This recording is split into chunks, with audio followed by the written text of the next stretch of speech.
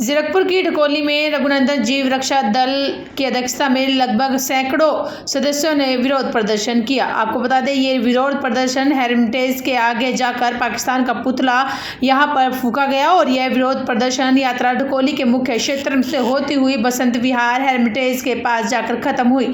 रघुनंदन जीव रक्षा दल के अध्यक्ष हंसराज शर्मा ने बताया कि जम्मू कश्मीर में हुए जघन्य अपराध को लेकर हिंदुओं में काफी रोष है और गुस्सा है। इन लोगों ने सरकार से मांग की है कि कश्मीर में राष्ट्रपति शासन लागू किया जाए, पड़ोसी देश पाकिस्तान को सबक सिखाया जाए। इस मौके पर जीव रक्षा दल के अध्यक्ष हंसराज शर्मा ने यह भी बताया कि कैंडल मार्च में ढकोली की कई संस्थाओं ने आकर अपना रोष प्रदर्शन किया। जी, आज जिस तरह से हमारे देश के सभी देशवासियों का रोष है और जायज़ रोष है, क्योंकि पाकिस्तान बौखला गया है। पाकिस्तान बौखला इस करके कि नशे का तस्करी करता था पंजाब के अंदर, पूरे पंजाब में नशा और असले का कारोबार पाकिस्तान करता था।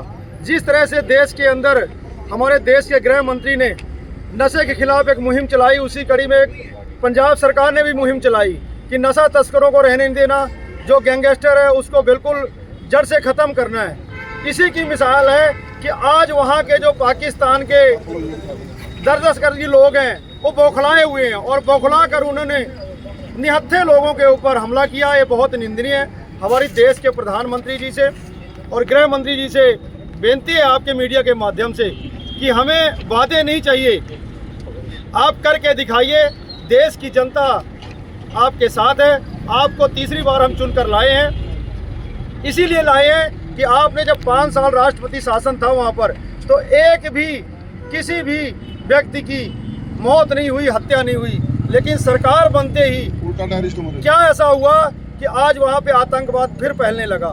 तो मेरी गुजारिश है आपके माध्यम से गृह मंत्री जी से कि तुरंत कार्रवाई हो। वादे नहीं कि सरकारें मीटिंग करें, वादे करके चली आए। अगर वादे करती रही सरकारें तो उन सरकारों में और इन सरकारों में फर्क नहीं रहेगा। पाकिस्तान मुर्दाबाद, मुर्दाबाद, मुर्दाबाद चाहिए। आपको अपने प्रधानमंत्री पे विश्वास है कि ये वो कुछ कर सकते हैं आगे?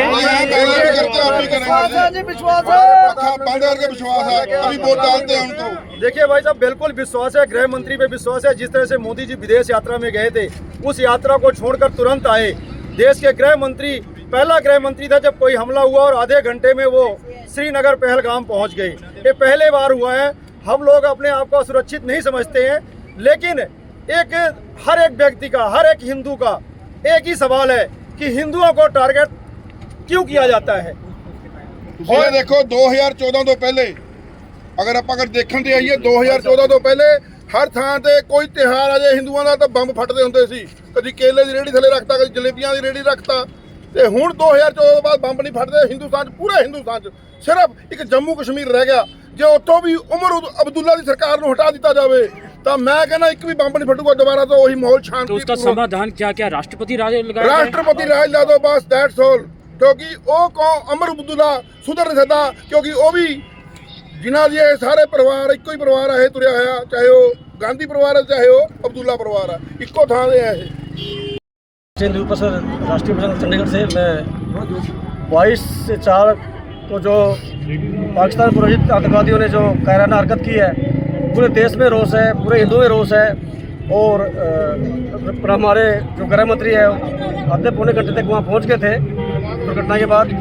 इस टाइम पूरा हिंदू जोश में है और हम अपने प्रधानमंत्री से अपील करते हैं कि जितना जल्दी हो सके हमारी सेना को आदेश करें कि कार्रवाई करके आतंकवादियों को और पाकिस्तान को सबक सिखाया जाए।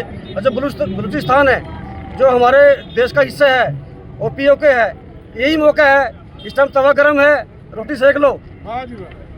क्योंकि हिंदुओं को बार बार इस चीज़ का अफसोस होता है कि कोई भी विपक्ष देश का हमारे हिंदुओं के खिलाफ ही बोलता रहता है।